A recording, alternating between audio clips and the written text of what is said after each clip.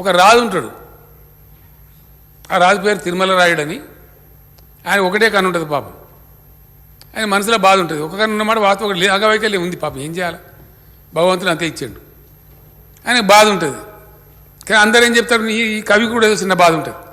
అరే నువ్వు రాజుగారి దగ్గర మంచి బహుమానం పొందాను అంటే జర పొగడాలరా భయ్, నేను ఒక కన్ను కాలిపోయింది కానీ అట్లా అయినా పొగడాలరా భయ్, ఎట్లనే చేసి నువ్వు పొగుడు, ఆయన సంతోషపెట్టు, నువ్వు సంతోషపెడితే నీకు మంచి లాభం జరుగుతుంది అని చెప్తారు అధ్యక్ష. అప్పుడు ఆయన మజబూరిగా పాపం ఏం చేయాలి, ఆయనకు అవసరం ఉంది కాబట్టి ఇష్టం మనసులో లేకపోయినా చెప్తాడు. అన్నాతి గూడి హరుడవు, అన్నాతిని గూడనప్పుడు అసుర గురుండవు, అన్నా తిరుమల రాయ కన్నొక్కటే లేదు కానీ కౌరవపతివే. అంటే అన్నాతి అంటే వైఫ్ అధ్యక్ష, ధర్మపత్ని. మీ యొక్క భార్యతో ఉన్నప్పుడు నువ్వు తక్కువ మనిషి వారు మనకేం తక్కువ, నీకు ఒకగానే ఎందుకు రద్దు పడతావు? నువ్వు ఒకటి ఉన్నది కానీ నీ భార్యతో కూర్చున్నప్పుడు నువ్వు హరుడు అంటే శివునికి 3 కళ్ళు అవుతున్నాయి. ఆమె 2 నీది ఒకటి కలిస్తే 3 కళ్ళు. కాబట్టి నువ్వు శివునికి సమానం. తక్కువ నువ్వెందుకు తక్కువ అవుతావా? నాకు కానే కావు. నువ్వు కన్ను లేదని అసలు ఫికరే చేయకు నువ్వు అన్నట్టుగా. అన్నాతి గూడి హరుడు అంటే నీ భార్య నువ్వు ఉన్నప్పుడు ఆమె 2 నీది ఒకటి కలిస్తే 3 కలిస్తే శివుని నువ్వు. అన్నాతిని గూడన్నప్పుడు అసుర గురుండవు. అసురులు అంటే రాక్షసులు అధ్యక్ష. వాళ్ళకి ఫేమస్ గురువు ఉంటాడు శుక్రాచార్యుడు అని చెప్పి. ఆయన చాలా ఫేమస్, టెర్రర్, భయపడతారు అందరూ. ఇక్కడ గురువే రాక్షసులకు కాబట్టి ఆయన కన్ను తెరిస్తే బాగుండదని ఆ శుక్రాచార్యునితో కూడా పంచాయతీ పెట్టుకోరు. కాబట్టి ఆయన కూడా పెద్ద ఫేమస్ మనిషి. ఆయనను గూడనప్పుడు నువ్వు అసుర గురుడు అంటే ఒకటే కన్ను ఉంటుంది కాబట్టి ఆ శుక్రాచార్య వారికి ఒకటే కన్ను ఉంటుంది అధ్యక్ష. అప్పుడు కూడా నువ్వు శుక్రాచార్యని అంత పోనివి. అది కూడా లేదనుకో, ఇక ఏం చెప్తాడు? కన్నొక్కడి లేకపోతే అన్నా తిరుమల రాయ కన్నొక్కడి లేకపోతే ఉన్నొక్కడి దిగినా మంచిదే, కానీ అది కూడా లేకపోతే తక్కువనా? అది కూడా కౌరవపతి అంటే కౌరవపతి ధృతరాష్ట్ర అధ్యక్షుడు 2 గంటలు లేకపోతే ఈంత పోయినా కూడా బాధ లేదు. ఈ మోడీ గారికి చెప్పేవాళ్ళు కూడా కాసారి కొద్దిగా అంత మంచిగా చేయాలి, కొద్దిగా బాగు చేయాలని చెప్పకుండా బాగుంది బాగుంది బాగుంది యాందాక చెప్తారు. ఆఖరికైనా మాజీ ప్రధాని దగ్గర చెప్తారు. మనకేం తక్కువ సార్? తప్ప దిగిపోతే కూడా మాజీ ప్రధాని ఉంటావు నువ్వు, ఇక తక్కువ ఉంది మనకు. అక్కడ దాకా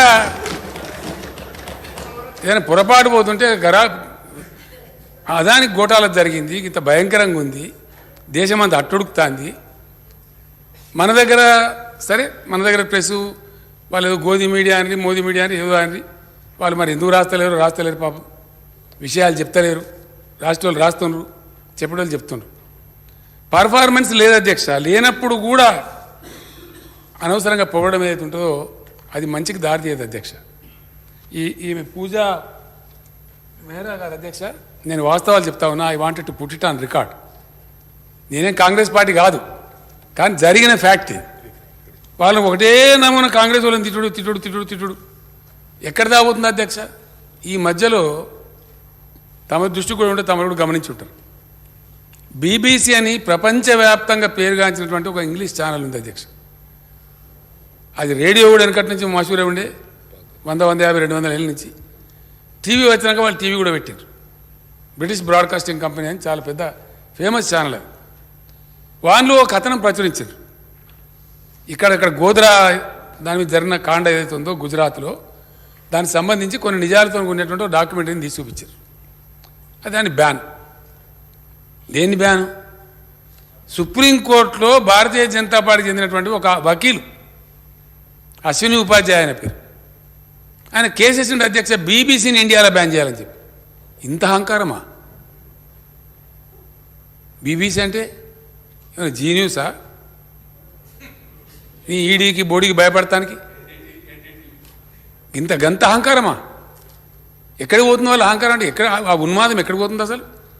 బీబీసీని బ్యాన్ చేయమని చెప్పి బీజేపీకి సంబంధించిన వ్యక్తులు సుప్రీంకోర్టులో కేసు ఫైల్ చేస్తే ఈ దేశానికి అలంకారం అధ్యక్ష.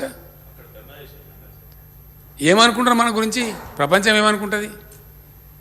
ఇంత ఇంటాలరెన్సా? ఇంత అసహన వైఖరా? ఇది ప్రజాస్వామ్యం గౌరవమేనా? ఇది ప్రజాస్వామ్యాన్ని గౌరవించే పద్ధతేనా? డెమోక్రాటిక్ లక్షణమేనా ఇది? ఏ రకంగా ఇది ఎట్లా ఎట్లా ఎట్లా ఎట్లా ఎట్లా సాధ్యమవుతుంది అధ్యక్ష? ఏ విధంగా మంచిది అవుతుంది? దయచేసి ఆలోచన చేయాలి. ప్రజాస్వామ్య ప్రియులు, డెమోక్రసీ మెచ్యూరిటీని కోరుకునేవాళ్ళు, సమాజ పురోగతిని కోరుకునేవాళ్ళు. అది జరుగుతాయండి, మానవ సహజం. తప్పు మనుషులు అన్న తర్వాత కొన్ని తప్పులు జరిగితే ఒప్పుకోవాలి, సిన్సియర్గా ఒప్పుకోవాలి, తప్పకుండా ఒప్పుకోవాలి. కొన్ని సందర్భాల్లో స్లిప్ టంగ్ కూడా ఉంటుంది.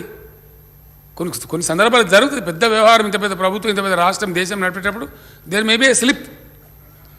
సారీ ఇట్లా జరిగిందని నేను చెప్తాం, చెప్పాలి కూడా. అట్లా కాదు బీబీసీ అయినా సరే బీబీసీని బ్యాన్ చేయి ఇండియాలో అంటే మాకు ఎవరికి ఖిలాఫ్ ఉండే వాళ్ళని అయితే బ్యాన్ చేయి, లేకపోతే కోసేయి, లేకపోతే జైలు వేయి, నిన్ను జైలు వేస్తాం, నీకు జైల్లో రూమ్ చూసి పెట్టినాం, ఇవేనా మాటలు?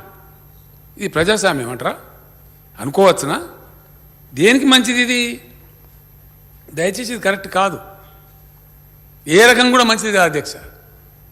ఇది ఏ విధంగా కూడా ఈ టెంపరీ ఫేజ్ అధ్యక్ష 4 రోజులు 3 రోజులు ముచ్చట. ఎన్ని రోజులు ఉంటుందండి ఈ జులుము, ఇది గడబడు, ఇదంతా ఎన్ని రోజులు ఉంటుంది?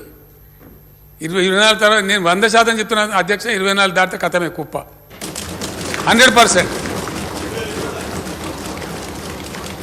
ఒక్క దెబ్బల ఆడికెళ్ళాడిపోతే అధ్యక్ష. ఒక్క లోక్నాథ్ జయప్రకాష్ నారాయణ గారు, ఇందిరాగాంధీ గారు అధ్యక్ష బంగ్లాదేశ్ వారు గెలిచిన తర్వాత స్వయంగా వాజ్పేయి గారు స్వయంగా లేచి Durgamata of India, Durgamata of Hindustan అని చెప్పి పొగిడిండు పార్లమెంట్ లోపల నిండు సభలో. ఇంటర్నేషనల్ లెవెల్లో, నేషనల్ లెవెల్లో అసలు ఆమెకు తిరుగులేనటువంటి ఆనాడు నాయకత్వం, బ్రహ్మాండమైనటువంటి మెజార్టీతో గెలిచింది ఆమె బంగ్లాదేశ్ భారతరం.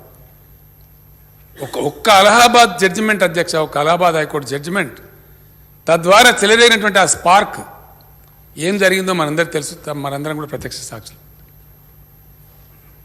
అదే ఇందిరాగాంధీకి సమీపంలో కూడా, నియర్ పిక్చర్లో కూడా ఎవరు లేరు అనేటువంటి ఆలోచనలు పత్రికలు, పరిశీలకులు, కాలమిస్టులు అనేకం రాసేటువంటి క్రమంలో ఒక్క జడ్జిమెంట్ టర్న్ ఎట్లా చేసి పడేసిందంటే సిచ్యువేషన్ను, అంత మహానాయకులకు ఇందిరాగాంధీని ఇట్లా గిల్లి పారేసింది దేశం. మళ్ళీ జనతా పార్టీ మళ్ళీ తప్పులు చేస్తే మళ్ళీ ఆమెనే మళ్ళీ 2 years లోపల తెచ్చి కూర్చోబెట్టింది అధ్యక్ష. ఇవ్వలం శాస్త్రం అధ్యక్ష, ప్రజాస్వామ్యంలో ప్రజల దయ. వాళ్ళకి ఇష్టం ఉంటే అవకాశం ఇస్తే సర్వీస్ చేస్తాం, లేకపోతే ఎవరికి చూసిన పని వాళ్ళు చేసుకొని బతకాలి, అంతవరకే. కానీ ఇంత మాత్రం, ఇంత మిడిసిపాటు, ఇంత అహంకారం, కన్నుగానని మిన్నుగానని మాటలు మాట్లాడడం మంచిది కాదు. సంయమనం, సహనము ఉండాలి. కానీ ఇంత భయంకరంగా we can do things, we can undo things, it is not always, sorry, never in the history. ఎప్పుడు జరగలేదు, ఇప్పుడు కూడా జరగదు. చరిత్రనే కాదు అధ్యక్ష, అది సమాజం ఒప్పుకోదు, అది జరగదు. కాబట్టి మేము ఏం చేసినా కరెక్టే, ఏదైనా సరే చేస్తాం, ప్రతిదీ మేము చేసేదే రైటు అనే పద్ధతిలో చాలా గందరగోళమైనటువంటి పరిస్థితి ఉన్నది దేశం లోపల. అంతులేని ప్రైవేటైజేషన్, అడ్డగోలుగా గుడ్డేది చేనులో పడి వేసినట్టుగా, మంచిదాన్ని చెడ్డదాన్ని అన్నిటి, రైళ్ళు వాయ్, విమానాలు వాయ్, పోర్ట్లు వాయ్, రోడ్లు వాయ్, రైల్వే స్టేషన్లు వాయ్. ఏంది అధ్యక్ష? ప్రైవేట్ రైలు రానిబట్టే ఎక్కడ పోతుంది దేశం? చివరికి ఎల్ఐసిని ఎందుకు చేయాలి అధ్యక్ష? నాకు అర్థం కాదు. కేంద్ర ప్రభుత్వ బడ్జెట్ను మించినటువంటి అసెట్స్ కలిగినటువంటి 42 నుంచి 45 లక్షల కోట్ల రూపాయల వ్యవహారం చేస్తుంది LIC. World's largest insurance company LIC, భారతీయ ఆత్మ. గ్రామాల ప్రజలు ఇన్సూరెన్స్ కట్టినావా, బీమా కట్టినావా అని అనుకోరు అధ్యక్ష. ఏమైనా ఎల్ఐసి కట్టినావా అంటారు, ఏమైనా ఎల్ఐసి కట్టినావా లేదా ముసలిం అవుతున్నావు అంటారు. అది ఏందో అని తెలియదు, కానీ ఎల్ఐసి అంటే అంత ప్రేమ, అంత నమ్మకం. అటువంటి ఎల్ఐసిని కూడా ఇలా డోల్ డ్రమ్స్లో పెట్టి వల్నరబుల్ చేసి అమ్మిపారేస్తామండి. ఎందుకు అమ్మాలి ఎల్ఐసి? నాకు అర్థం కాదు. ఏం కారణం చేత అమ్మాలి? ఎంతమంది అడిగినా సరే no we are correct, what we are doing is correct. మేము పార్లమెంట్లో అడిగినా చెప్పం, బయట అడిగినా చెప్పం, పేపర్లు రాయనే రాస్తే కూడా చెప్పం. అంటే ఏమన్నట్టు అధ్యక్ష ఇది?